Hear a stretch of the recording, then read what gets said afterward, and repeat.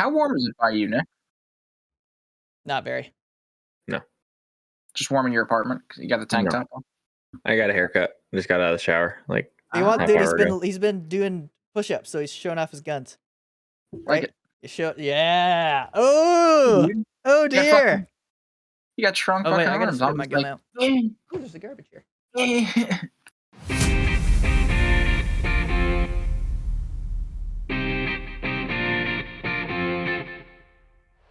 Welcome back, ladies and gentlemen, to the Fifth Line podcast. Obviously, this week we are sans Benny, as you can see. So we'll look forward to having him back next week. But he's hanging out, taking a little time, hanging out with some family. Doesn't want to rush back out to Plattsburgh, to get on and talk to us. But that's okay. We'll look forward to Yeah. talking to him next week. Yeah. He was making homemade sushi today. Yeah, didn't I see that. did see that. Yes. it looked really good. It looked really good. I tried sushi. I forget. I think it was Valentine's Day. I tried sushi and I Didn't like it. Didn't do- Yeah. Oh man. No, I can't do like it either. At least you That's tried it. yeah. At least you tried Yeah, it, dude. they had Yeah. good fried rice at the place we went to, so that's what I got. Okay. Okay.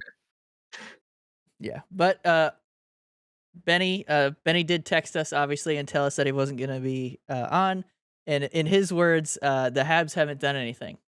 So that's part of his reasoning that it's okay that he misses. But That's the team update. That's Ben's team update for the week. If that was the case, I wouldn't have been on this podcast all Looks year like- long. Jesus, man, I'd been doing nothing. Dude, Matt Murray always gives you something to talk about. That's though. very Come on. true. He does. He's on IR right now. Oh There it my- is. He's back. Oh my. I didn't know that, so I guess breaking news to me. Breaking news. Eric, bring in some Oh, breaking perfect. news. Breaking news. As a New York Giants fan, my favorite player in NFL history, Tom Brady. that was bad. No, Tom Brady is unretired. He's He will be coming unretired. back. Yeah, for his 23rd season. I think that's what it says. Yeah. Okay, 23rd season, and it will be with the Bucks, Tampa Bay. He's staying in Florida, so yeah, it's good for you, Mike. Yeah. Hopefully he doesn't lose any form. I don't think he will. I don't think he will either. Not like he's had much time to lose form. He was No, only that's true. retired for like 2 months. Yeah. It's like That is Not even. He retired before the Super Bowl, which was in February. it was middle or it was like early. It's been like a month. Yeah, been a month. it's been probably like a month. Yeah. Dude, he was at home and he was like, oh man, I can't do this. I I bet he was like, these kids, my wife, I'm out. I got to go back and play. No, that's obviously all in jest. I'm sure that he loves his family. He always talked about how important his family is to him. So hopefully that's not a joke. I mean, I said guys, that as a remember joke. Tom Brady was being made fun of because he kisses his kids. He obviously loves his family. Yes, very true. Yes, he actually gets made fun of, and Danielle does this all the time because he kisses men on the lips. I don't know what's wrong with that, Danielle. Oh, because he kisses his dad on the lips, apparently. No, but that's all right. So that's interesting though. I didn't expect that. To be honest, it was weird because remember when it was like everyone was like his retirement news got leaked, and then do you guys think like maybe he felt like he like because of that he was like, well, I kind of have to now. I was thinking about it, and then he takes 2 months when it all calms down, and now he's back. I think I think he was sort of pushed. I think he was 50-50, and then the rumors came out, and he was kind of pushed towards that way. Mm-hmm. And then I think he probably realized like I'm still like one of the top, like he's easy top 5 QB, at least as far as like record and performance. Yeah. And I was surprised because like he seems like the kind of player that just because of his history and his what he's done that he would want to leave. He wouldn't want to leave before his time was up. You know what I mean? Yeah. Like he's still got every opportunity to just keep winning, especially if with this Bucks team because it's still a pretty good team. The only question mark going into this next season would have been QB. Yeah. But yeah, I don't. It always seemed odd to me that he would leave on a year that he didn't win the Super Bowl. Mhm. I think he's gonna do his best. I bet if the next Super Bowl he wins, I bet he's done. Yeah. But, uh, yeah, hopefully that's next season. But if not, that's We'll see. okay. Only time will tell. Yeah, Only time only will time will tell. tell. But another thing only time will tell is how much he's gonna get paid because his deal, Mm. he was. I'm pretty sure this past year was the end of his deal, so he needs a new contract. But Oh, we'll okay. see. We'll see. Nick, you got any thoughts on TB12 coming back? Hmm. All right Mm. then. Wait, Nick, what football team do you cheer for if you follow anyone? New Orleans. Oh yeah, big Saints guy. Okay. Yeah. Okay. No, I don't really have any news. I don't love him being where he is because he's in the Saints division, but the Saints have been a dumpster fire for 2 years. So I don't know. forgot about Whatever. that. I'm not surprised. Brett Favre did the same thing. So, Yep. but Well, whatever. whatever. He's old. He'll lose a step at some point and then he'll Eventually, retire. I don't for know. sure. Like, yes, it's weird to think that he wouldn't retire off a Super Bowl, but also like there's plenty of legend quarterbacks out there that didn't. So Yep. Very Mhm. true. like Brees. to your point, exactly, or Peyton Manning didn't do it either. And Eli Manning, come on, don't leave my boy Eli out. oh come on, I'm not even gonna mention him. I'm kidding. But yeah, I mean, there's plenty of them that have been out there that didn't get it. So it's like, yeah, I'm sure he'll give it a shot. But he's what 43. I think he's 44. 44. Yeah. So he's getting up there. Yeah, but dude, Wow. he's doing the TB12 method, plyometrics, elasticity, all that good stuff. Is that what you do too? I need to start doing some yoga.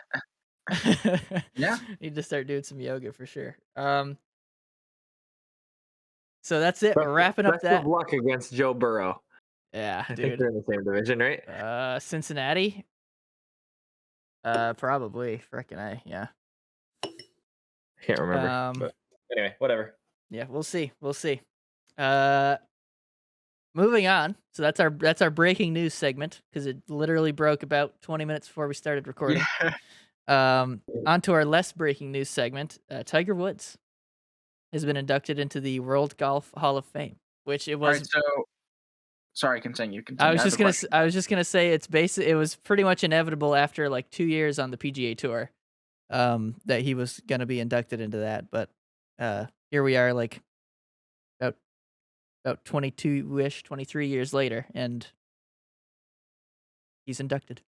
So I don't. All right, compared to like other sports Hall of Fames, I don't follow golf. You guys do. Mhm. So like, how does that like? Was Tiger Woods like? Has he just been a lock for all this time? There's just a certain like number of years they usually wait to like induct someone. Like, how does that work? Like, can you still be playing golf and just be in the Hall of Fame? Yeah, Like, I think is that a very common thing? Because I feel like golfers are like usually older. I don't know if it's common, but yeah, actually, I don't know. But I don't think he's, oh man, maybe he is done. Maybe that's why he was inducted. Well, I was gonna say he got hurt last year, right? And nobody knew if he was gonna play again. I don't even know if he is. I don't know if he has. I know he's come out and stated that he's definitely not gonna be. He's never gonna be full time, on the PGA Tour again. Like he's never gonna play a full schedule. Which, yeah, that makes sense. He's getting up there, and so the thing about Tiger Woods is that he pushed too much to be the best, and so he like wrecked his body. Just from the way he would swing and I working remember out. he used to have major knee injuries because the way he torqued off his front knee. Yeah. Like that. No, yeah. From doing that, he's had like 3 or 4 knee surgeries. He's had 3 back surgeries in his life, and he's only 40. I think he's 43 this year, maybe 44. Or no, I think he's 46. Jesus, I actually don't know. Whatever, in his 40s. He's in his 40s. Most people in their 40s don't have that many issues, but he's got, it's just the way he played the game. But he's been a lock because he came on and he won. He instantly just started winning at rates that were like unheard of and unseen at the time, because he was the first step in like this He was like the first step in the like the modern golfer you see now that really focuses on health, uh, Mhm. focuses on like fitness and being able to hit the ball a long ways, being accurate. I mean, accuracy has always been a part of golf, but like you know how like every golfer on tour now basically uh, has like a personal trainer and they do weightlifting and certain stretching and all that stuff. Tiger Yeah, Woods was like, they're all fit athletes. yeah, I mean, back in the day, it used to be John the Daly. older crowd out there drinking beer, smoking cigarettes, That's smoking yeah, cigars, yeah. and Yeah, fucking I dude. think around. Now it's like, I mean, these guys are monsters. Brooks Koepka. Oh I dear. think that's why, like, for me, it's weird. I think that's like I always, when I was growing up, I never really watched golf, but and then I would like hear about these golfers getting injured, and I always be like, "Pff, that's stupid. Imagine getting injured playing golf." But like, no, but yeah, like exactly. Like I haven't like I actually have to watch to understand like what I'm saying. You know, I sound like an idiot because it's like yeah, all of that, like all of the, and it's yeah, it's your body. Like, how do people get hurt just Just doing doing things stuff. like Yeah. twisting weird or just like that's all it takes. So like it's a sport filled with that, and it's repetitive. It's over and over and over. So Yeah. that's yeah, that's really Yeah. interesting. But to go over so tight, so this is how his career stacks up right now. Okay, He's got 82 PGA Tour wins, so that's just regular PGA Tour events. 82 over his career, which I'm like 90% sure is number one. It's the most ever. Pretty sure he passed Sam Snead uh, a little while ago in like 2018. I think he passed Sam Snead, who had 80. Um, So he's got the most PGA Tour wins. He's got 12 international wins outside the PGA Tour, and then he's got 14 other wins that are outside the PGA Tour. And then, of course, he's got 15 major titles, which is, I want to say, second all time to Jack Nicklaus. Jack Nicklaus has 18. Um, but yeah, I mean, he's the best golfer in history, I would say. that's crazy. Just based on who he had to like how much better he was than everybody during his time and how long he's kept it going. Because he won his fifth Masters in 2019. Like after coming back from all the surgeries and all that stuff, he won another Oh major yeah, he title. did. Yeah. I remember that because that's when golf was relevant on my Twitter feed again. If I'm being honest with you, but yeah, no, that was Yeah. like huge. No, it was yeah, I mean it's everybody knew he was going to be in the Hall of Fame. Um And so, yeah, this is kind of it's been known that it's gonna be happening. I'm also wondering now, Eric, because of the question that you asked about, like, if you have to be out of the game to get it. I'm wondering if he's, like, behind closed doors. I wonder if he's been like, "Yeah, I'm not gonna come back and play." Yeah, I could see that being the case. yeah. What if that'd be crazy? Tom Brady announces his on retirement, and the next day Tiger Woods announces his retirement. Yeah, we'll see. We'll see. Yeah. That'd be something. And I do wanna mention one real quick thing before we move on. Um Another future Hall of Fame golfer, Phil Mickelson. Uh, I think we talked about it in a previous episode because I think it happened during the season, but um, he won the PGA Championship at 50. Was the oldest major winner ever in the game of golf, which is pretty cool. So cool. Yeah. Yeah. Um, Nick, you got anything on that? Nope. Pretty much said it all. Yep. All right. Well, here's something for you. So last week, the MLB lockdown has been on for it ended at 99 days, and we chose last week to bring it up. And by we, I mean me.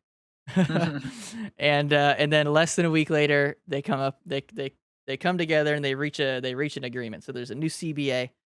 I read a little article on it, but it looks like definitely part of it was that minimum salary you were talking about. Mhm. So I believe it's staying at 700K right now, but by the final year, which it's a 5-year deal, by the final year it's going to be 780,000, which I think is more than the NHL. I think the NHL is 750, unless they raise it, but I don't think they will. Um, Yeah, there's been a lot going on. I think they're able. I don't remember what the number was, but they're able to salvage like 160 160 games, I believe, 165 games for the season. Oh, I'm pretty sure they're all on. I'm pretty Are sure they? it's full season. Yeah. Oh. But yeah, I mean, I've seen a bunch of shit coming across my feed of like players getting signed and players getting Yeah. traded and Yep. this and that. I'm like, Jesus, It day was one, boom. Yeah, it was they opened the floodgates and we're finally like, we could sign you. But yeah, so It's gonna be funny because like I haven't been paying that close attention to it. Like, I saw they were looking to change like a bunch of stuff. Wait, okay, so I have a question for you, Nick. oh, there's a couple things. Yeah. What was the I saw a bunch of stuff about a pitching thing. Okay. So Can you I explain that? believe two things that got put in this year are there's a pitch clock, like Yep. time in between throws, which saw that. like there's like videos out there that says it takes anywhere between 30 seconds and a minute and a half between each throw. So it's like, Jesus Christ, come on. Yep. Let's go. So they're gonna speed that process up. So it's gonna take it's to prevent the games from lasting 5 hours, right? Like they do frequently. The other thing that got changed, and I think it's kind of a joke, but like whatever, is they eliminated teams to be able to shift. So like if you're a right-handed batter and you're a heavy pull hitter hitting down, like I'm on the plate right now. If I'm pulling my balls down the left field line, It'd be like the instead third of the base right field line. Yeah, so you're gonna have your outfield shifting left. Yeah. You're gonna have your infield shifting left. Mhm. And if you don't ever hit anything opposite field, right, then you might not have a right fielder even in there because he's not going to hit it over there. And there's some players in the league that are so like consistent on where they hit and they can't hit other places that teams defending will shift their infield to shift their outfield, right? Yeah. Yeah. And I haven't looked that close to it, but it's like basically they eliminated the ability to shift, which is dumb because it's like a tactic that a team could use to like get a guy out, right? There's a guy on the Yankees. They just traded for him for the playoffs, but he would bunt down the third baseline. He can't hit down the third baseline, but he's a pull hitter. He's a left-handed hitter. Yeah. So they shift all right. He would throw a bunt down the third baseline and then go get on base, right? Because nobody's there to cover Nobody's it. over there, yeah. But if he's regular swinging, he's most likely going down the right field line. Mhm. So I think it's dumb. It's like, I didn't know that's what it was. I'm trying to think of what's a comparable thing. Do you know what it reminds me of, honestly? I mean, maybe this isn't the best analogy. You remember when the NHL was like, hey, to increase the offense, goalie pads, smaller. Yeah. Remember that? But like, it's sort of shooters? Like, does the NHL realize how good shooters are now? They have like new sticks and everyone's getting faster and everyone's getting stronger. Like, what's that gonna do? You're like, goalies need to be protected, and they also are just really good. Like, the size of their pads is just the size of their pads, you know? It's I don't know. Here's another comparison. It's like you have who's a good receiver. Oh Jesus, I'm trying to think of a good wide receiver. Okay, you have Mike Evans, right? Yeah. Great wide receiver, Pro Bowler, right? Yeah. And you don't have any other receivers on your team, so you're basically telling the defense on the other team you can't double team him. It's like taking their ability to defend him. It's in a way to lock him down and be like, no, you can't do that anymore. They're like they're like taking away a fundamental part of the game. It's not even Baseball's done that though. Baseball's done that shit in the past. You can't block a plate now. Like a rule that makes sense to me. But I understood it too, but like that was one rule when it got pulled back, a handful of years ago. People were like, "Well, what the heck? Catchers can't block the plate." Oh, so catchers couldn't even do that. No, it was catcher safety, but like catcher still did it. But if a catcher was in the baseline, then they'd get the run because they're blocking the plate. Automatic run, so it's like it's so stupid. Some of the baseball's done this shit, and like they're not a progressive league, so they take the things that like teams have figured out how to win, like the tactic and the like, all that shit. Yeah. Take it out of they take that shit out of the game. It's just the way baseball is because it's run by an bunch of old men. That's so yeah. I dude, cuz like you think about it, it doesn't even seem like it's like a rule, like shifting. It just seems like that's what you do. It's not a rule. I did it in high school. Yeah, that just seems We used like to do it in high school. that's just what you do. Like you see it in every Yeah. game. They'll shift over, they'll have the second baseman move over to cover in between first and second, and they'll have the shortstop move and cover second. Just Mhm. if they have, a lefty hitting. It's like it just seems odd that that's something that they're getting rid of. So that Yeah. means that means every defense is going to have. No, people are going to be playing in the positions that they're supposed to be playing. Second baseman's between first and second, shorts between third and second. Third is at third, center Yeah. field, left field, right field, or in center field, right field, and left field. I'm sure there's like Little little bit shifts. that you can shift over, but I'm sure they're like, oh, you're out of your zone. You can't be there. I don't know. I hope we're not bullshitting about this because I'm pretty sure that's a change that they did. I mean, well, I remember seeing it was the shift, and I thought I saw something with pitchers Ooh, too. They it's changed the like a infield. pitching rule. It's not the outfield shift. It's the infield shift. Oh, okay. I think I know what you're talking about with pitchers because Mets fans were saying this. Can't they Yeah. not hit in the National League? Wasn't the National League like pitchers could always hit, but now they don't, or something like that? This was a while ago. I don't know if that got changed. That's been something that's always been like that. American okay. League. American League had the DH. DH hit for the pitcher. National League didn't have the DH. Your pitchers would hit. But I don't know if they're going to try and get all pitchers to hit, or if they're going to go and say, "Hey, National League, you're going to have to implement the DH too." That's been something they've talked about wanting to do forever, and there's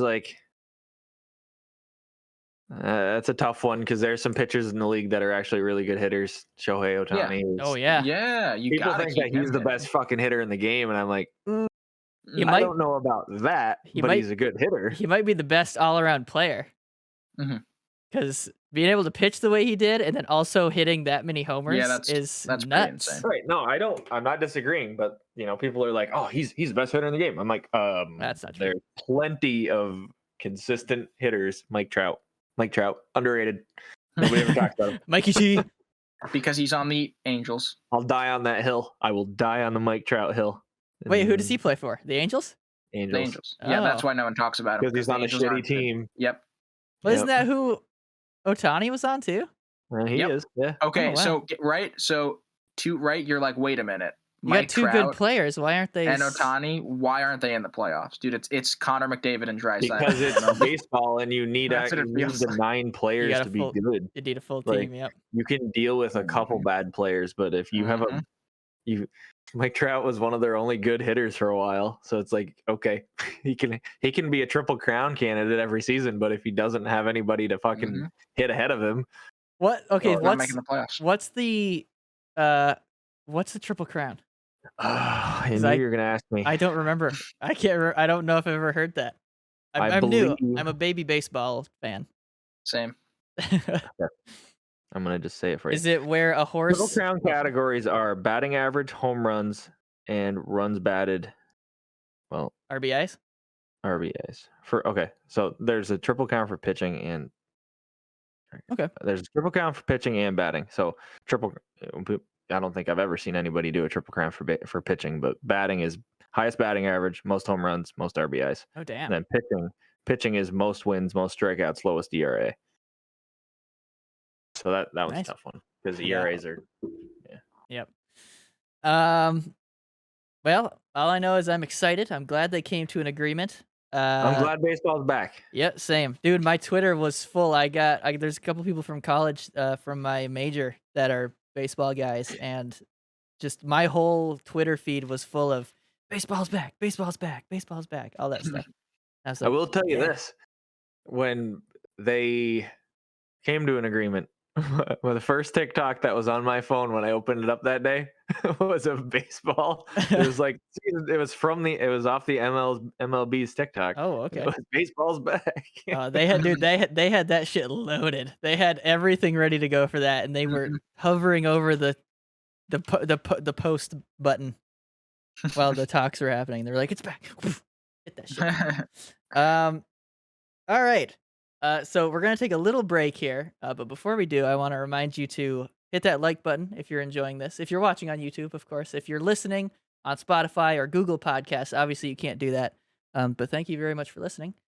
Hit that like button if you're on YouTube. Hit the subscribe button if you want to see more. We go every Monday. We've got an episode, at least for the rest of this NHL season.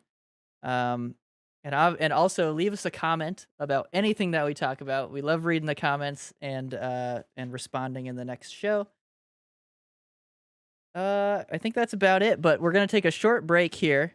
It's gonna be 0 time to you guys. But we're gonna have a special guest on to talk about a little bit of Buffalo Sabres action. So look forward to that. Let's go. All right, we'll be back. All right, so welcome back to the Fifth Line Podcast, everyone. Yes, we are back.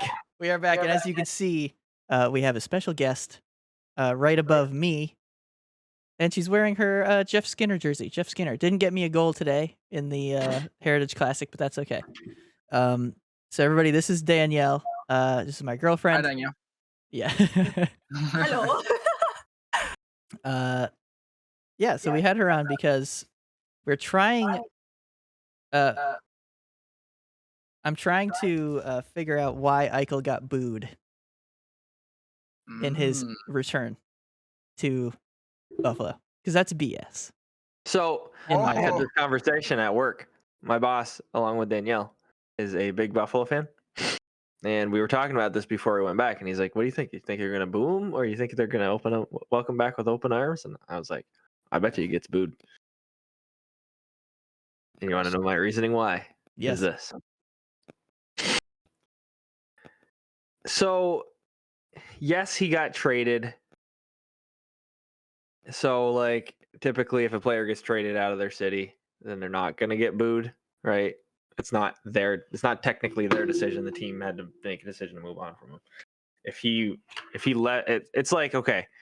The comparison we used was the John Tavares out of Long Island off the Islanders, right? Yeah. Well, he just left on his own, so like you could rightfully expect him to get booed when he comes back because he didn't want to stay with the team, but he didn't. Here's why I think he got booed. He kind of was shite like his last season there.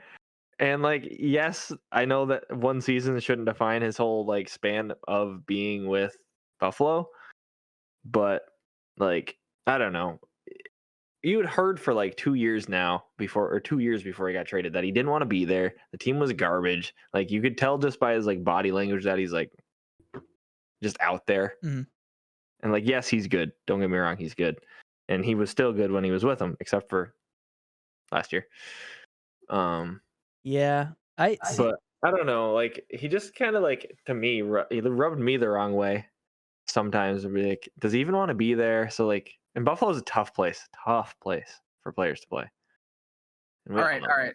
Wait. So real quick. So I'm more in agreement with Mike. I know that, but when you were making some points, Nick, Danielle was agreeing with you. So it seems like we're kind of split here. So Danielle, do you agree that he was kind of shite? And I have a lot of that I think. So I don't think it's fair. First off, my opinion, because I'm a Buffalo fan, I don't think it was fair of people to boo him. Okay. And like, I'm just like kind of comparing it to like, okay, like, Marc-Andre Fleury going from Vegas to Chicago, wherever he is. But I just like, they like greet him when he comes to their home arena with like signs like, "We missed you."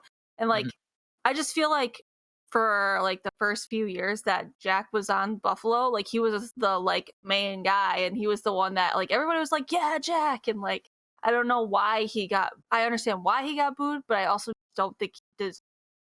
And like, yes, he kind of gave up in the last few years, but I just like don't think he deserves it. And being on a team that's not good, doing much at all for the last few years, and he wants to be on a team he can win a freaking Stanley Cup. Like, I don't know. It just seems that he didn't deserve it. And like, if you were in his shoes, want to give up too. And like this team's not letting him have this that he needs to be a better athlete. And like, I don't know. It's just, I was just gonna finish it off and just say like that, like just to like kind of just finish off what I was saying. I just don't think he deserved to be booed. And I understand why people are upset that he left, and like it was kind of a bad situation or whatever. So it's like he didn't deserve it, and it's kind of poop that the Sabres fans did that. Whatever. You can say profanity on this show. It's kind of shite. There you go.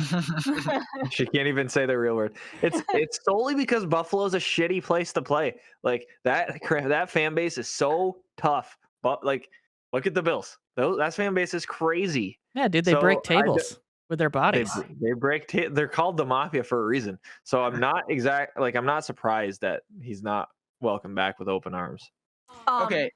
Yes, go Danielle. Go Danielle. Okay, real quick. I just I always say this to Mike, and this is my theory about Buffalo, and I can't just take away Buffalo Bills from it.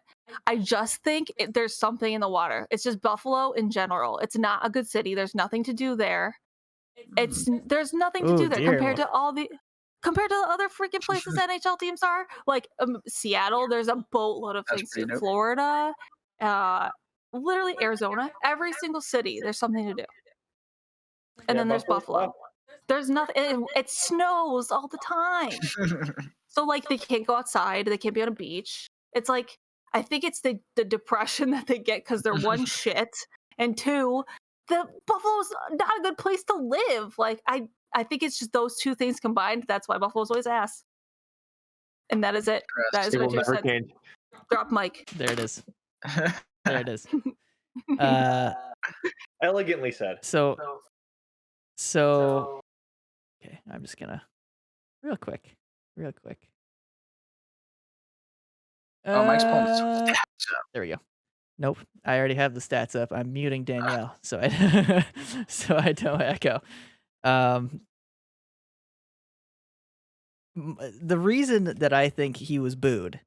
Now I don't agree, and I think most rational Buffalo fans. I think most rational Buffalo fans are not booing because they see what he gave them over the years, they see that just nobody helped him, and they see that he was getting kind of screwed by the management in the last year there. I think that's what most of the rational fans see. And I think the booing fans, which yes, I'm sorry, but if you were booing him, I think you're a bit of an irrational baby, because the reason that they felt the need to boo was just because of how it ended, because of the wouldn't play because he wanted to get a certain surgery, they wouldn't let him get it, they took the captaincy away from him, he basically was not playing because he and the team had a disagreement. So a lot of those fans were probably like, well, you got to put that aside for the good of the team. It's like, well, no, this is my body and I want to get us this surgery. I don't want to get this other one because this other one has complications. This one's better in my opinion, whatever the issue is. Mm-hmm. And because of that, they see him as being selfish and, just doing things for him, which fuck. Dude, fuck. So this is what he did for Buffalo over the years. He was there for 6 years. He was drafted, obviously, second overall in 2015. The year Connor McDavid the was McDavid drafted. year, yep. Because that's what Buffalo did. They tanked for McDavid, and then they lost. They lost the lottery, and so their consolation prize was Jack Eichel. Pretty good consolation prize, to be honest. But this is what he did: 6 years, 139 goals. And 355 points in 375 games played. He was nearly a point a game. Wow. His two best years were 18-19. He had 82 points in 77 games, so he was over a point a game that year. And then 19-20, which of course got shortened by a good few games. He had 78 points in 68 games. So he was going to have another high point year that year. But I think I think the booing should not be towards Eichel. I think it should be towards owners and team management. But yeah, what do you think, Eric? So I have some thoughts on this. I think comparing it to the Tavares situation. So as an Islanders fan, like all right, even though I agree with you, Mike. I don't think he should have gotten booed, but like there are always those fans that are so frustrated with the fact, like they're just like, dude, I know you want to like get that surgery for you, but like, can't you just stay? Because like you're so good, and we just want a good player to just stay on our team. Like really, like does it have to be like this? And I totally get that. It's like one of those things. Like it's like obviously John Tavares, like he grew up in Toronto. He gets to play for his hometown team and capped it. Like, come on. Like, obviously, I understand that. But, like, just those fans, like, those irrational fans, like, I do at least understand, like, there's some ration to me, at least. Like, it's just frustration. And like you said, Danielle, like, just years of just, like, it's like, come on. Like, can just one thing go right? Like, please. I totally get that feeling. But I just think... Where's the Dear Jack video? Oh god, that was the Dear John video. I now it's coming back to me. I hate that video. I'm gonna like cleanse my mind later. But anyway, I think the interesting part about all this to me was like it could have gone one of two ways, and then it went to the booing. It got really loud, right? And then what Jack Eichel said after the game, I think just cemented a lifelong, like, that's it. Like, it was going to go one or two. Like, there was He's still getting booed every time now. To bring it back. Now that's it. And that was interesting. I think, like, when I was reading what he said, it was very different from watching the video and hearing how he said it. Like, it kind of sounded like he was kind of frustrated, too. Like, because it's the same thing, right? He's like, wow, it's the loudest I've heard this place. Like, I wish it was that loud when I was there and we were trying to do something, you know? I was watching, so they did talk about Eichel on SDPN, and they were saying something along the lines of Buffalo's had 9 GMs in team history. 3 of them were under Jack Eichel. I thought it was 6. 6? Oh my god, was that? I thought that was coaches. It might have been. I'm not sure. Maybe that was, but yeah, GMs like, dude, how do you expect a young player to develop in that environment when you're switching all the time?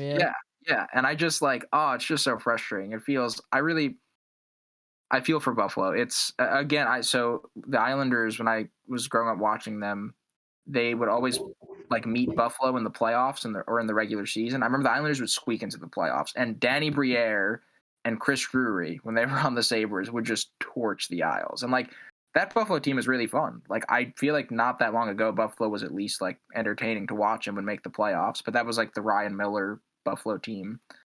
But it's just I don't know. I kind of feel like Eichel leaving might turn over a new leaf, maybe. I don't know. Like the franchise seems pretty pumped right now. But before we move on to that, what do you guys think about the Eichel comments? Danielle, you want to? I just wanted to add something really quick. I also think that they gave it like they felt they could boo him because Jack left and things were going okay. Like also true. People were scoring and like it was decent. And it was decent. It was decent for a little bit. Obviously they fall down like Sabres normally do, but it was decent for a bit. So they felt like, I think that gave fuel to like the booing stuff. Yes. You know? Yes. So that's all I wanted to add. Yeah, for sure. I don't know. What did you guys, Nick, Mike? What do you guys think about the comments after? Do you think they were justified? Do you think, well, not even justified? Do you think? I don't know. What did you think Eichel was saying? Yeah, go ahead. Mike kind of said it. He's like, it kind of cements his now future going back there that they're going to hate him. He's getting booed every time. I mean, come on. He was with that team until Skinner. They didn't give him any help. And even with him. Right. And Skinner didn't pan out. And like they put some pieces around him to make the team a little better. Granted, we've said it multiple times on this podcast over many different episodes that they've had a shit goalie for the span that we've been doing this podcast, and they still haven't fixed that issue, and that's probably number one why they aren't a good team. Dude, but old Craig. For him to say that, like, he didn't say this, but like he can't think that they didn't try. Like they brought Taylor Hall in. They brought Jeff Skinner in. They didn't do much on defense, so like there's that problem. But like you can only do so much when you're signing these guys. Those like they signed a Taylor Hall to an unnecessarily high contract, right? Yeah, that was a rough one. Oh yeah, that was Right. Buffalo. That was It the like 1 year, $8 million. $8 million. Yep. They overpaid But, like, him, only one, but so yeah, I don't know. Like they definitely could have done more, and it's like the small market teams. When you're a small market team fan, and you say, "Oh, geez, they have so much cap space. Go after another guy." Well, cap space. Sure, they might have 20 million extra that they can have in cap space, but can't half the time those teams can't afford that. Yeah, like they don't have the capital to invest $20 million more into it. That's very true. Player, right? So that's very true. Like, it's hard, and I agree. Like if you have the turnover in your front office and head coaching, and like how are you supposed to develop a player? And I'm pretty sure Buffalo's farm system, AHL teams, just development, it hasn't ever really been that good either. So I don't know. Not for the last while. All valid comments that you have said, and I agree with. It's just a bit sour over there. Just yeah. I don't know. Little sour. I mean, it is sour, but I don't know. I do kind of, at least at the moment, I do think this could be like that next chapter for Buffalo, pending their decisions in the next few years. But yeah, I feel like they have a little bit of jump back in their franchise, like in the sense that all the expectations are kind of washed away, right? It's a clean slate, no more Eichel, no more franchise player. You just got to kind of start from scratch again. And now they got Tage. I mean, yeah, Tage just had a great season. But you know what? I wanted to say something real quick. Nick, you mentioned goaltending. I don't know where that audio is coming from. That's Nick. It's coming from Nick. Do you have audio coming from your phone, Nick? No, it's echoing. I don't know why. That's okay. That's weird. Nick, your boy, Craig Anderson. Yeah, go ahead. I'm listening. Your boy, Craig Anderson, reached his 300th career NHL win. And that's huge, yeah. 301 today. Yeah. Pretty cool. Yeah. Craig. Congrats on Craig. That's the strange thing about the Sabres. I think the one thing that's been kind of okay with them is, other than his injuries, Craig Anderson was kind of good in the beginning of the season. Yeah, I think they're going to trade him. He's had a pretty deep, like he's had an okay year for being a 40-year-old goalie. Also, I think I know why I was doing that. I was off my, I don't know why it switched over to my laptop mic. I think my cord got unplugged or something. I don't know. Oh, okay. Yeah, well, all right. We're sorry. We're gonna come back in a second. It's on your laptop mic now. Is it? Yeah. It was just echoing because it was coming. Because for some reason the audio started to come through your speakers louder, and then it was picking up from your mic anyway. Craig Anderson. That is correct. Okay. Yeah, I just swapped it. That's way better. If anything, turn your speakers on your laptop down like a touch. You should still be able to hear us, and then it just won't get picked up for the. Yeah, it's because I don't use headphones. Sorry. Yeah, that's okay. Okay. And we're back. Old Craig picking up win number 300 and win number 301. Outdoors. Yeah. Also, did you watch that game, Eric? Yeah, I did, the entirety. Did you see Dylan No, Cousins? sorry, not the. Oh yes, I saw the ending. Oh, sorry, I was gonna say I saw the entirety of the third. That was a chippy third period. And I was like, I've never seen Buffalo do that. Like they were going at it. Darlene getting in there. Darlene getting nearly decapitated by Matthews. Yeah. Oh yeah, that was pretty bad. That was gnarly. That was bad.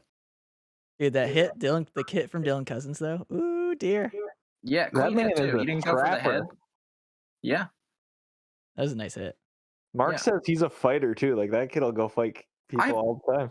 Danielle, out of the rookies on Buffalo, who's your wait? So just some names. They got that new kid Peyton Krebs, right? Tage Thompson, Dylan Cousins, and Darlene. Who do you like? Is there a player that you normally tend to watch or like gravitate towards?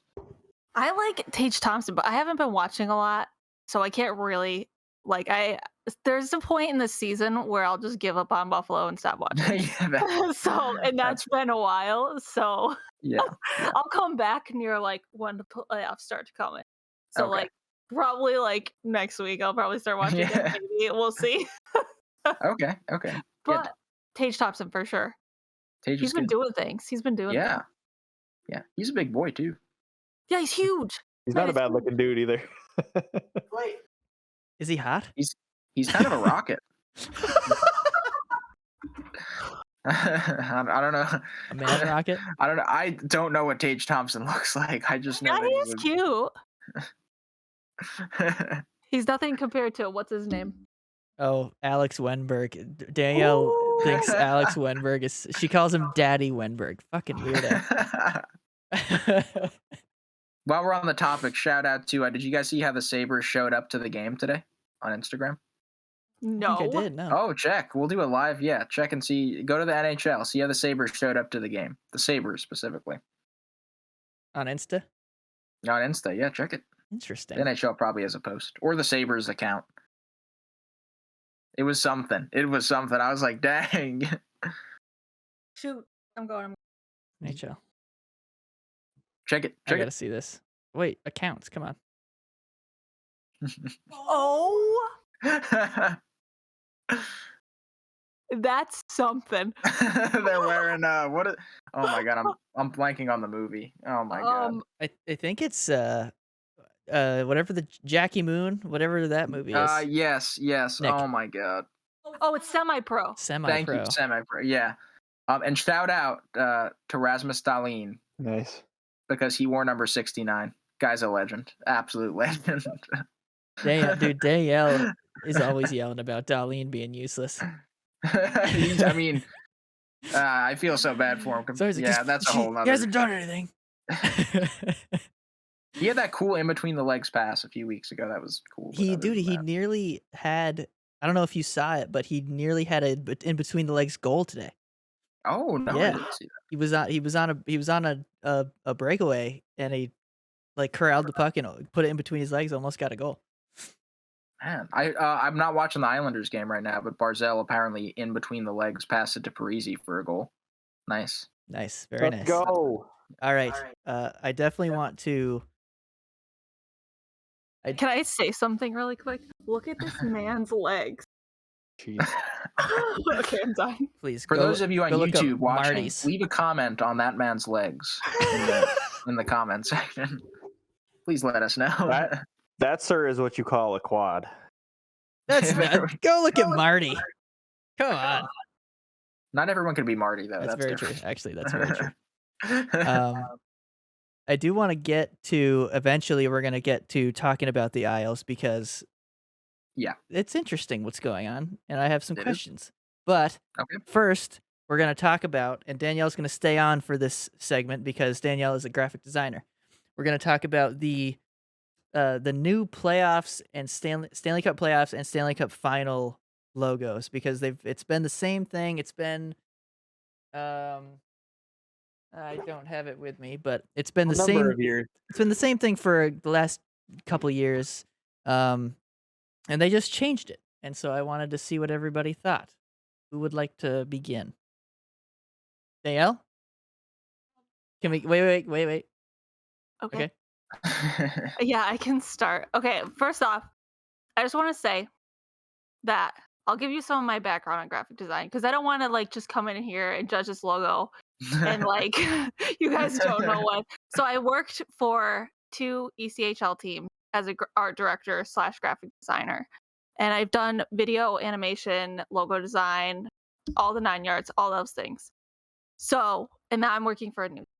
So I just want to like give you kind of a background of what I've done before, and logo design is part of like one of my regular daily tasks, maybe monthly tasks. And so I think it's fine. It's like, it's kind of boring. Like, it's just fine. And that's okay because it's for a thing that's going to be happening every year. You want to keep it kind of generic. I think that they could have maybe livened it up a little bit. The My only big problem is they use the same fonts for Stanley Cup and playoffs. I think that they could have gone a little bit more. Do you guys remember where we sent it to each other? Was that on Twitter or Instagram? Twitter.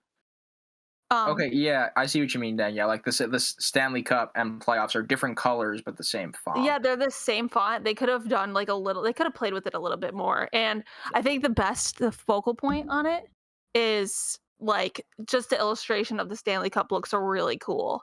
Yes. That's like the best thing about it. And there's like a drop shadow behind the Stanley Cup right at the top of the shield, and that looks really, really cool. And it kind of gives it a little bit of depth. So I don't know. It's interesting. The like illustration's really, really cool, but they could have like done a little bit more with the fonts and stuff. Yeah, I agree. It's just okay. I like It'd be a cool logo if it wasn't like, yeah. The font kind of fucks with it because it's just like block font, right? Mhm. Here's 2 text boxes, block a font right in the bottom of it, make it look just generic. And like, I like the old one. The old one's set up, structured in a very cool way, I think. What? But to Danielle's point, I think the design on that cup is like perfect. Yes. It's very cool. Because if you look close at it, like you can see like there's engraved like engaged etching, which I didn't see until now. So cool. So cool. It's super detailed. And it's like that's the thing when I first saw it, that's the first thing my eye goes to. And I think that they could have like rounded it out a little better if they spent a little bit more time on the like the font on the bottom. Yeah. Like you got 3/4 of the way there, and then you're like, fuck it. We don't have enough time. Let's just do something shitty. I just want to say, so I am in agreement with most of these points. I think the biggest difference when I just swipe on my screen between the two of them, the contrast on the old one makes it pop out at you, and the new one is very like reserved and kind of flat looking. So like that's for me. Like it's just like the Stanley Cup, like the silver, how it like comes across the screen and everything. Like I don't know. I think the new one is just very like reserved and kind of clean looking, which I don't know. I think it's kind of cool. I think it's different, but I do. I don't know if it's me liking the old one more or just I'm so used to that contrast and like maybe this new one will grow on me. But I like both of them. I think for minimal complaints about this new one. I think for a normal person looking at it, like I'm doing that right now. I'm swiping back and forth, and like if you look, you're on the 2021 one, right? And then you swing over the 22. The shield catches your eye, like the bottom shield part of it. So like just everything, your eyes catch the whole thing, right? If I just swipe over, my eyes hit the words right off. It's just the words, just the words, just the words. It's like here are my thoughts. I'm gonna cut in. So that you take that text away, that like icon is legit. That's fucking sick. Text, not a huge fan. I didn't think it was the same. It's not the same typeface. It's not the same. The Stanley Cup and the playoffs aren't the same typeface. I actually am okay with the typeface that the Stanley Cup typeface. I'm actually okay with that. The playoffs one I don't like. My issue is because these are a thing. What are they gonna do? Oh yeah. Because the old one, it's one thing. It's a patch. With these, it's like it's separated. It's separated text unless they come up with something that it fits all in this kind of a badge scenario. Like if they widened the badge out or something. I don't know. So how would you feel? What if they just used the badge? They didn't put Stanley Cup playoffs, just the cup with 2022. That might be kind of dope. That might be dope because it's low key. It's not this huge ass patch, Yeah, and they can easily add a logo right on the bottom. I don't know. Yeah. I just think I agree. They didn't even need the font. Like they could have literally kept the words off, and it would have been legit. Yeah, interesting. I didn't even think about that. The patches, jersey patches. Yeah. I don't know. At the same time, for the casual fan that's kind of just starting watching hockey, you're gonna need the Stanley Cup playoffs thing because they don't really know about the Stanley Cup. Also true. I mean, I like taking it from a person who doesn't. I watch sports, but like somebody who doesn't watch sports, they're not gonna know what it's called. So I don't know. I think it's classy. I think it's clean. I like Yeah. the depth of field that it has. I think it looks really good, but the font doesn't do much for me. There you have it. Yeah. Yeah. I agree. And that's gonna end this segment. So we're gonna take another little break. Everybody say bye to Danielle. Bye, Danielle. They come and say my things. Haha. Thanks, Thanks for Danielle. joining Yeah. us. Yes, Thank of you. It's nice course. having a guest feature on here. Yeah, Yeah. I don't have a whole lot of things to say, but when I do, I'll come and say hi. Dude, you just dropped your graphic design experience that I didn't know about some of those things. Mm, That's dope. Let's go. knowledge. Yeah. Welcome back, everybody. I'd like to thank Danielle officially. Thanks, Danielle, for coming on the podcast and giving us her thoughts as a Sabres fan. That was very good. And then, of course, the professional graphic design opinion is also very, very, very nice. So Yeah, dude. Professionally qualified to be absolutely, critiquing such absolutely, a logo. even hockey qualified, like hockey logo qualified as well, Yeah. like come on. actual specifically. Yeah, it's pretty cool. Dope. So cool. But we're gonna move on to our usual segment of talking about each other's teams. Eric, I'd like to start with you and hear what you think, because Okay. they're kind of owning. Quick summary: the Isles are kind of owning. I watched the entirety of their game against Colorado on last Monday. Was it last Monday? It was. Look at me go. They lost 5-4, and let me tell you something. They were getting shat on. Like it was a 5-1 game. Devon Tays scored a goal.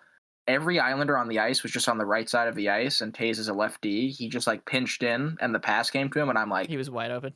no one's on him. Oh dear. And then he just rips it under Varlamov's blocker. Poor Varlamov. I think Varlamov lost that game and made 46 saves or something like that. And he lost, like, come on, dude. That's unfortunate.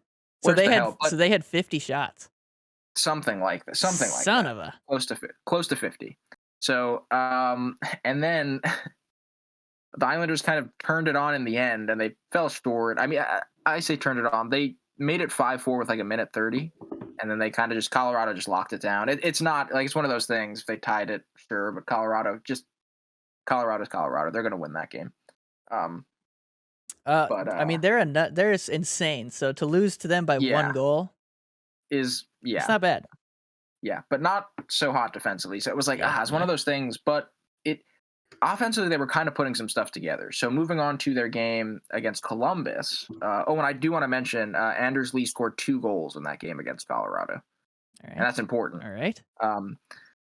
Moving on, their game against Columbus, they win 6-0.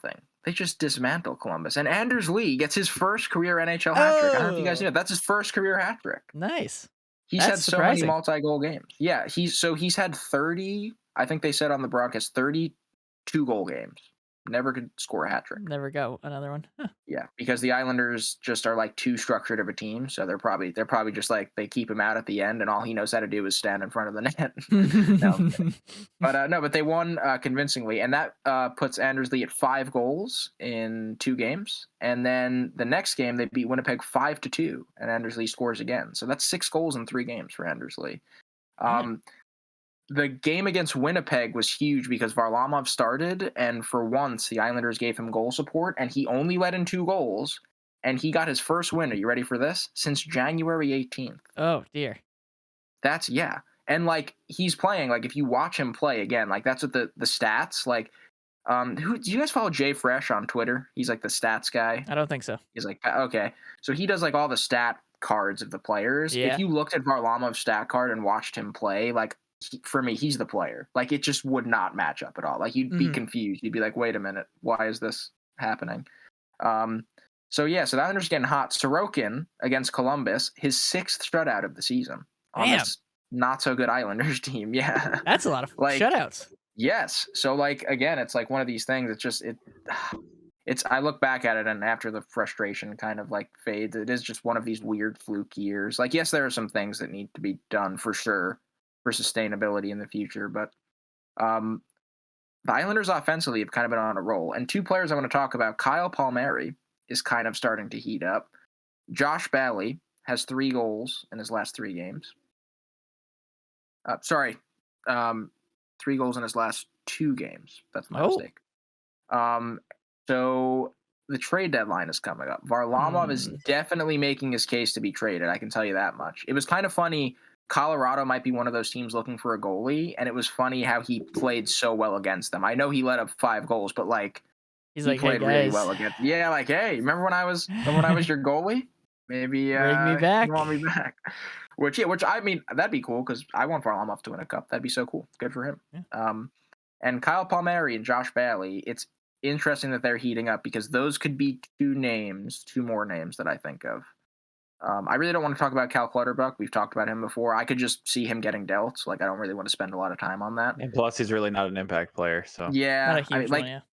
Playoffs he will be useful, probably. But so Josh Bailey, Kyle Palmeri definitely heating up. But again, they both have $5 million cap hits. But we'll see what happens. If their trade value right now, they're making people at least look their way. It also depends on what they want to do, because if they trade both of those guys, then they just like makes that team exponentially worse. Yes, that is true. Josh Bailey is 3rd on the team in points right now. I think if either of those two, aside from Varlamov, if either of those two gets traded, it's Palmeri. He's not there the long. Bailey's got a longer contract. Oh, does he? I debate he's better. So he's younger as well, right? I think so. He's got to be younger than that old ass Palmeri. No, Paul. I think Palmeri's younger, if I'm being honest with you. Yeah, Josh Bailey's up there. Josh Bailey has played a bunch of seasons for Dallas. I don't know off the top of my head. I'm curious though. I want to look this up. I thought he was like in the middle. I thought he was like 20. I thought he was like 27, 28. Josh Bailey is 32. Oh, I was wrong. And Kyle Palmeri, let's see. Beach to it. 31. Oh, there we go. So they're about the same. Also, shout out Kyle Palmeri from Smithtown, New York. That's Long Island, baby. Woo. Oh, he's back. He's back home. True Long Islander. He's back home and shit in the bed until recently. He's a long time Jerseyer too, so he stayed right close to home. Yeah, that's right. But, you didn't really have to go too far. What was I going to say? I think it's interesting. Lou's one of those GMs. I could see Lou just being like, "All right, Josh, you've been an Islander for life, so we'll keep you here. We'll get rid of Kyle. Kyle could, I could just totally see that." But what was your Mike? You had some questions. Did I answer some of them already, or do you have? Yeah, I was like, well, I looked through their week, and I was like, Jesus, 4 goals for, 6 goals for, and then 5 goals for. So they averaged this week. They averaged 5 goals for per game. Which is a lot. Like, that's just a lot, not even just for the Islanders. So my question was going to be, where's that scoring coming from? Who's stepping up? But very clearly it's Anders Lee. Yes, and Brock Nelson, I should mention, and Kyle Palmeri. They are like scoring. Like, it's exciting. Pajot got one this week, Nick, your boy. Did Barzell get anything? Couple assists, probably? Barzell was injured. That's another thing I want to talk about. He was injured. He came back. It was weird. He came back the Columbus game, I think. Was it Columbus or what? Shit, I got to check the box for. But one of those games, and it was weird because like a 5-2 game or a 6-0 game, he got no points, which was kind of weird. But that's his first game back, and tonight against the Ducks, I think he already has 2. He has a goal and an assist. Hey, there you go. I know he scored. I'm just from the updates on my phone. What's the score? What the outcome of that game will be? It's either 2-1 Isles or 2-2. You know what? Who knows what the score could be? I want to speak to you soon. Let's see. 3-1 Isles. Hey. Wow. And Zach Parise with a goal. Kyle Palmeri with a goal. Anders Lee with another goal. Sorry, they credited the goal to Barzell, the first goal, but it's actually Parise's goal. Okay. Tip Anders action, Lee, probably. Yeah. That is 7 goals in 4 games for Anders. He's wrecking. Yeah, he's wrecking. Jeez. So yeah, it's interesting. Yeah, they're playing better, but I think their odds to make the playoffs were 1.7% according to Money Puck. I mean, I think we're past that. I think we're past being sorry. Yeah, they could make this every week. Yeah, we say this every week. It's just funny. It's like they're sharing a stat. Yeah, the Islanders' chances are 1. I'm like, okay, thanks for that. Yeah. I think maybe people bet some money at the beginning of the season and they care about it, but it's like they're not statistically out of it yet. But see, these are the Isles. They just have to win every single game to get there. That's it. That's all they got to do. Like, this week was the Isles that everybody expected this year, I think. Yep. What they did this week was what everybody expected from the jump, and it just didn't turn out that way. Yeah. That's but That's so all I get. that makes me think that this is a one-off year. Me too. Makes me think they'll be at least back to middle of the pack and not bottom of the division. Yeah, they're not a bottom of the division team. I They don't don't think. I mean, belong that being said, they do need to do some stuff. I think a season like this does indicate, hey, you can figure some shit out, But that's for another time. That's the Isles recap Yes, indeed. this week. That's all I got. All right. Well, I'm glad they picked it up. Because I have a soft spot for the Isles. They would be like, that's who. Because I love you, Eric, and I want to see the Isles do better. I feel bad that they were stonewalled by my boys 2 years in a row. And yeah, I just that's who I would be. That's who I'd be going for if if the Lightning weren't in. That's fair. But you go for the Isles over the Canadians? Oh fuck yeah! I can't. Ben talks about him too much, man. I'm not gonna. It's funny you say that. I obviously after the playoffs, I'm just like screw Tampa. God damn it, every year it's annoying. But when you watch Tampa play, just Tampa play. I don't know, Carolina or it's just amazing to see how good they are. I wouldn't say I have a soft spot for Tampa, but I have mad respect for them. Yeah, tons of respect for Tampa. I really do. Yeah. I mean, I have a soft spot for Tampa. It's just going to take some time. It's going to take some time to get back to it. Yeah. Let me tell you, they have not been doing it lately. It's bad. They have. I say that. So I played some chill with Ben on Friday night, and we talked a little bit, obviously, about hockey, and he asked me how Tampa was doing, and I was like, in context, if you look at it in the wider parameters of other teams and how other teams do, the way I said it, I was like, no other fan of a team would be freaking out, but I was freaking out because it was the first time all season that the Lightning had lost 2 games in a row in regulation. It was the first time all season, which is one, insane, and so why am I freaking out? But 2, it's because I'm not used to it. They don't lose 2 games in a row in regulation. Oh my god, dude! Oh my, unbelievable! But they lost again in regulation last night. Edmonton? Yeah, they've lost 3 games in a row in regulation. They're on a skid, and I'll tell you what the issue is. They overplaying Vasi. It's not overplaying Vasi. He's been doing fine. Their defense has not been very good, and the big problem is that they don't start the game on time, and they've given up the first goal in the last 7 games. 7 or 8 games they've given up the first goal. So they've constantly been playing from behind, which sometimes is good, but it makes them come out of their system a little bit more, and it makes them, they have to try and score to even it up. So a lot of the time when they're behind, they're not playing their brand of hockey. They're playing, the faster version of their hockey, which leads to defensive mistakes, it's been happening. But they were able to come back when they played Ottawa. They came back to win that. They played Chicago. They came back to win that. Detroit, they came back to win that one. But these last 3, all against Canadian teams, the Western Canadian road trip they're on right now. Winnipeg, Calgary, and Edmonton, they've lost. They're not playing well. The parts of the games I've been seeing, they just haven't been playing very well. Can I just say something, Mike, as an unbiased source? That Calgary game, first off, that felt like a playoff game. Yes. That game was fast. That game was awesome to watch. I think because it will be. Yes, it will be a playoff. It could be. It could be. Well, if that was a playoff game, that would be that's the final. That'd be rematch of 2004. Yeah. But that was one of those games when I watched that. Jacob Markstrom was what Calgary got him for. Unbelievable. And incredible. Johnny Gaudreau stepped up. So it's I think that game, Tampa has nothing to. I know the bank goals. Both of them, but or 2 of them. I mean, such a skilled play. A little bit of luck, but It's such a skilled play. it's awareness. It's ice awareness. Yeah. It was So, like, genius. It's a good play. yeah. So, like, I feel like Tampa, like, that was one of the hottest. Nope, I guess pun intended. Whatever. I just think of those cheesy NHL captions, but like one of the hottest teams in the league and the best team in Canada, arguably right now. Calgary is.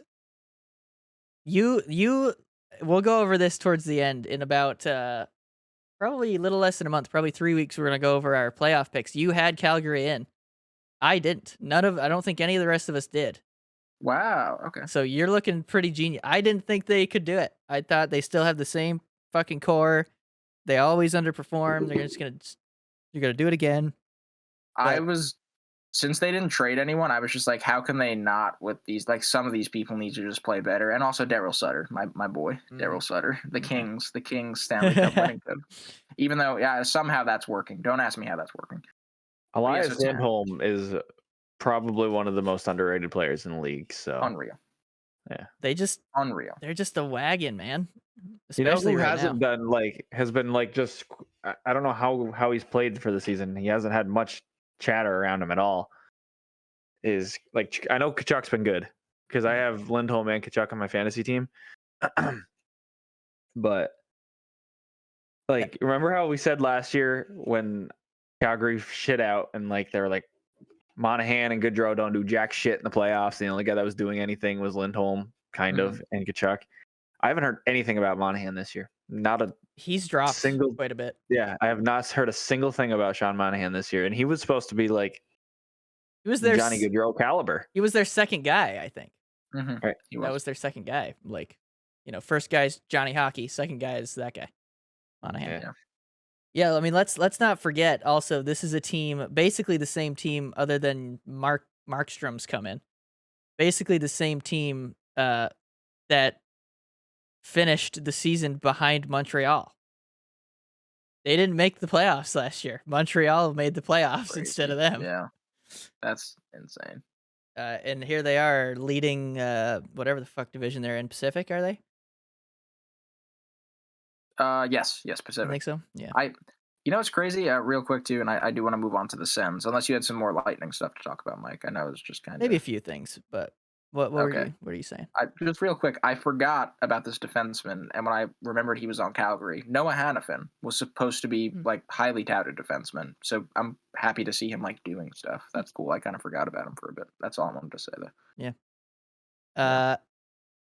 So the last 10 for the Lightning, they're 6-4-0, so they're still above 500. The last 10, they've lost 3 in a row, which is like, it's so uncharacteristic.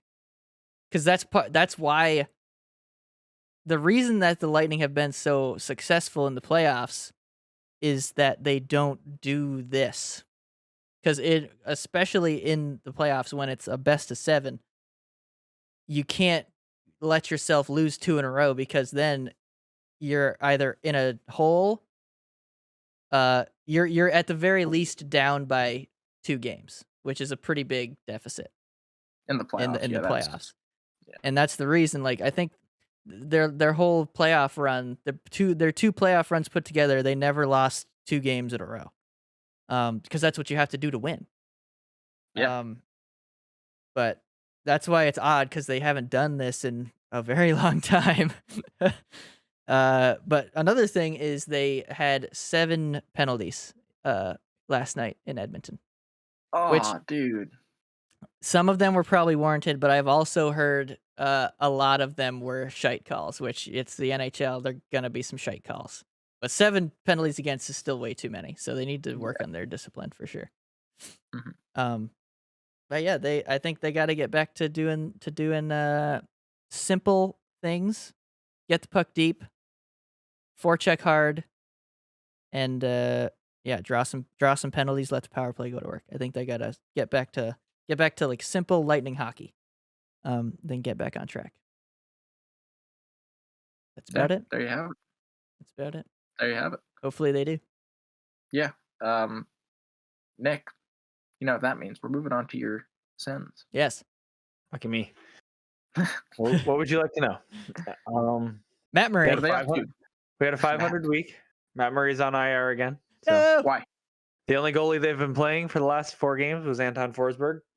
He's been doing okay. Yeah, he's been doing pretty good. Honestly, the chatter around the fantasy world is that he is a stud. Oh yeah, I disagree. But I just picked him up because I need to make a run at Danielle and try and see if I can get there. But they have a kind of an easy schedule coming up. Anyway, back to this week. They had a 500 week, like I said. They were against Vegas last Sunday, lost. Beat Seattle on Tuesday. Beat St. Louis on Tuesday 4-1. Beat Seattle on Thursday 4-3. Lost to Chicago on Saturday 3-6. And they play Arizona tomorrow. Their upcoming 4 is Arizona, Columbus, Philly, and Montreal. So kind of an easier week. I'd say that's easier. Although they got owned by Arizona last time. Dude, the Coyotes are on a rampage right now. What's up with that? They're trying to make the playoffs. But the Coyotes, when they played the Coyotes the last time, that was a Matt Murray night, and he was in for all of them. Oh, that's right. Oh, yes, we talked about that. Because I was like, what? That's just mean. That's like Patrick Roy, I'm getting out of Montreal mean. And the majority of the scoring has been from Tkachuk and Norris. Norris got back last week. That's huge. He's back scoring again. He's got at least 3 or 4 since he had 1 on the game back. I think he's got 4 goals in the last 5 games. Okay. Wow. Yeah, dude. Right off of injury, he's coming right back. Coming in hot. Yeah. One thing I'll say. They're gonna owe him a lot of fucking money here soon. Oh yeah, dude. Because he's gonna be like, look how many more goals I have than Tkachuk. Give me 9, motherfucker. Thankfully, it isn't much. I think Norris has 22 and Tkachuk has 20. Oh, okay. That's within. Tkachuk's got 20 goals. Yeah, I think he's 20 and 22. Dang, that's actually not bad. I thought he was doing worse than that. He's 20 and 22. He's got 42 points. Shabbat's got 27 assists. Oh, what fuck? What? Tomas Shabbat. The one thing. Norris is a center too, and he's the leading scorer on the team, which is like kind of weird for me to think because most of the time the center isn't like your. That's starting to be a thing because like Matthews is a center, and Matthews is too. Matthews is oh my god, Matthews is wrecking. I didn't realize he got his 45th goal today. He's on track for like 55 easy. Insane. That's nuts. One thing I'll say is I looked at Ottawa's record and it was they had 2 like 1-goal losses. Like they only lost by a goal. So like they lost the games but they were close. Like they were in it. I think Vegas I think they got shut out 1-0 to Vegas and then I think the other game was like they lost like 4-3 or something. But I mean they're in it. And then they smoked the Blues, which the Blues have been nuts. So yeah, that is true. Yeah, no, I mean, all signs look good for them. It's kind of like a Buffalo situation, right? Like Danielle was saying, it's hard with it's a small market team. I was saying earlier, so it's hard to invest a bunch of money when you don't have it, and we all know that the Senators don't have it. And Melnick doesn't want to spend what he does have. Right. So it's like, they're working with what they have. Yeah. And personally, like Forsberg's good. They're never going to be in the contention to go get like a guy like Markstrom or to go get like a superstar goalie, I think. They'll have to overpay. Right. And they did. And it hasn't worked out. So if they're going to do anything, like sign a guy like Forsberg. Forsberg is not that old. Also, he's young. Like he's been pretty good this season. Before I have to fact check myself after you post this. This is live fact check with the Fifth Line podcast. He is 29, so Forsberg. He's a little older, but I mean, you sign him a couple years, 3 years maybe. I mean, he's got a decent record this year. Like he's been their best option. It's not good, right? They haven't been that good of a team, so it's not a good record. But so the situation that the Senators are in right now is the situation where you want where you need to start focusing on development because of the way that the teams performed you're not going to be able to get and especially being in Canada, because most players don't want to go to Canada anyway. You're not going to be able to get players to sign there, so you're going to have to figure out a way to draft well and develop even better. Right. So you move your players, so the players don't have a choice. Right. Really. And they don't have a goalie down in their farm system that, like, Gustafsson was supposed to be, and he hasn't really worked out, but he's still young, thankfully. Forsberg this year is 13-11, so not good. Goals against is 2.83, but his save percentage, he's got a 916, so it's not. Oh, that's pretty good. I mean, Yeah, dude. On a sense, it's okay. He's On a given up a sense lot of team, goals. yeah. He doesn't give up more than like 4 a game. So like, He also Right. doesn't have much defense to work No. with. but either, then so. he'll have games where he only gives up 1, or he'll shut a team out, right? So it's like, But you got he does what also. he has to, but they're also getting peppered with shots. They're giving up 40 shots a game. When you give up 40 shots That's a a lot. game, you can't expect your goalie to stop every single puck. So if he's gonna let in 4 out of 40, like, okay, most people, That's still 36 saves. Like, yeah, most no, goalies don't get that many. that's very true. That's another thing. Actually, the Edmonton game last night, I think they had like 50 fucking shots on net, and they did play Elliott. God bless. God And bless Elliott. Elliott had played really fucking well. He Yeah. had so many saves, but yeah, and unfortunately for the Sens as well, is I think their future in net was stolen away by Seattle. Decord, Joey Yeah, Deck. I really think he would have been the Yeah. guy. Possibly. They wrapped him up and were like, "I will take you." Yeah. Yeah. How, dude? Think about that. Think about Seattle. Think about their goaltending. Grubauer, Drieger, and Decord, and they suck. How do they suck so bad? Because their defense isn't good. And that's the thing, Yeah. though. Wait, Ron Francis is the. That's what they They focus purposely on. took a 40-year-old Yeah. guy to be their captain as their defenseman. No, but like they focused on defense first, and like And they still are. They have like a Yeah. terrible defense. I don't get it. we said, they would have trouble scoring. We knew that, but like we didn't think they'd be this bad defensively. That's why it's kind of weird. I don't know. It's their first season, right? Like I don't know. I think you just got to like feel some more stuff out personally. Dude, I don't know. I just can't believe like and Drieger. Yeah. like Decord was like pretty good for the Sens. He was at least a good story. The limited exposure he had, yeah, he was barely wasn't played, bad. but he played well. Because he was backing up Craig Anderson. Yeah. Oh yeah. So And then wasn't a lot. so you had Joey OK, and then you got Chris Drieger,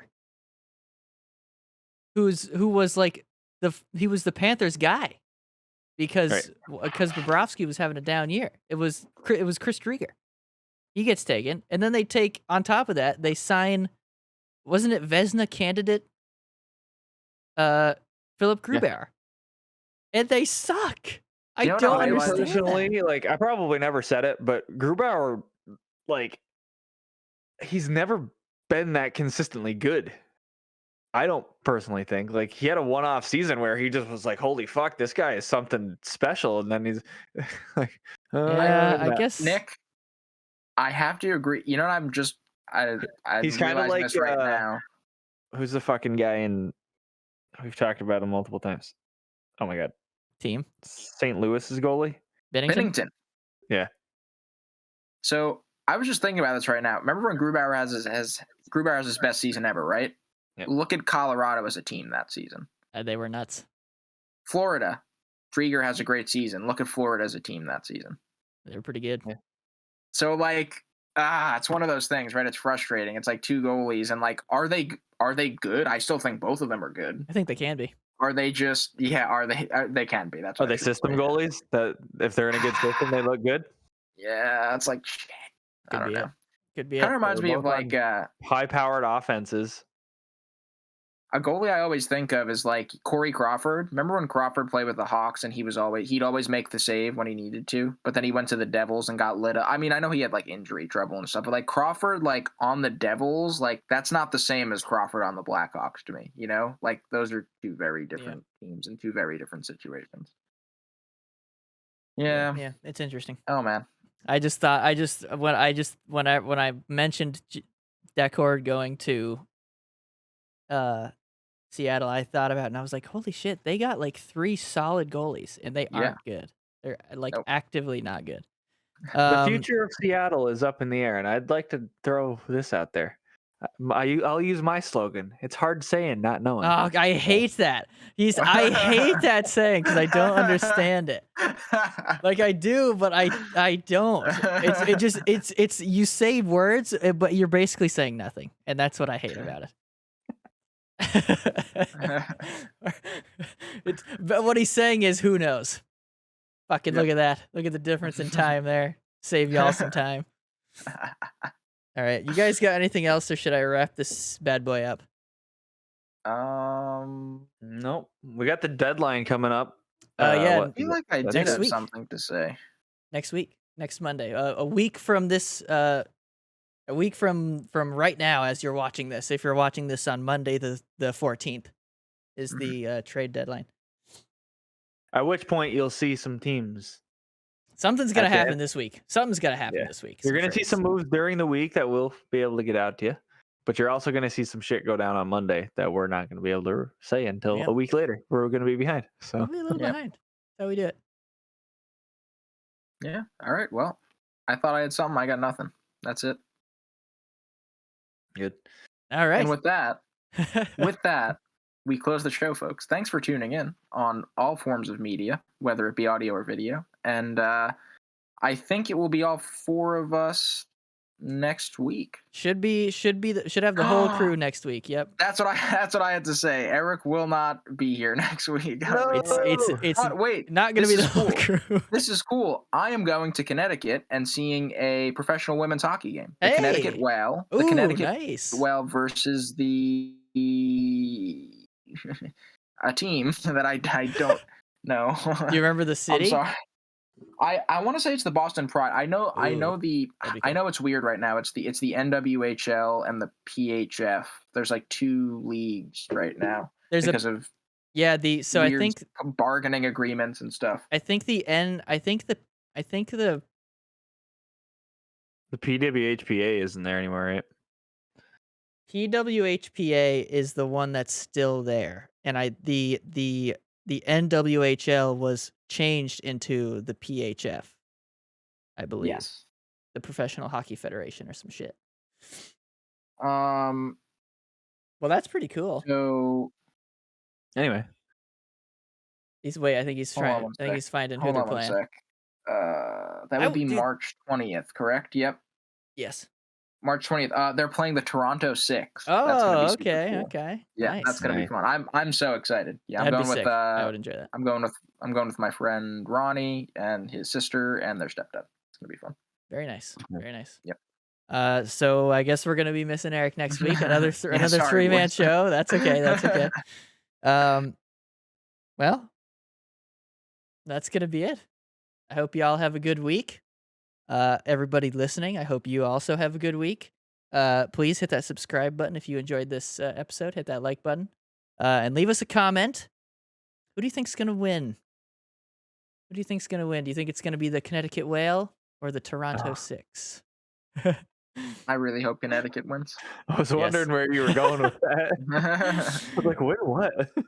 All right, everybody. We'll see you next week. Stay safe. And what's Ron Burgundy? Stay classy. Stay classy. Stay classy, San Diego.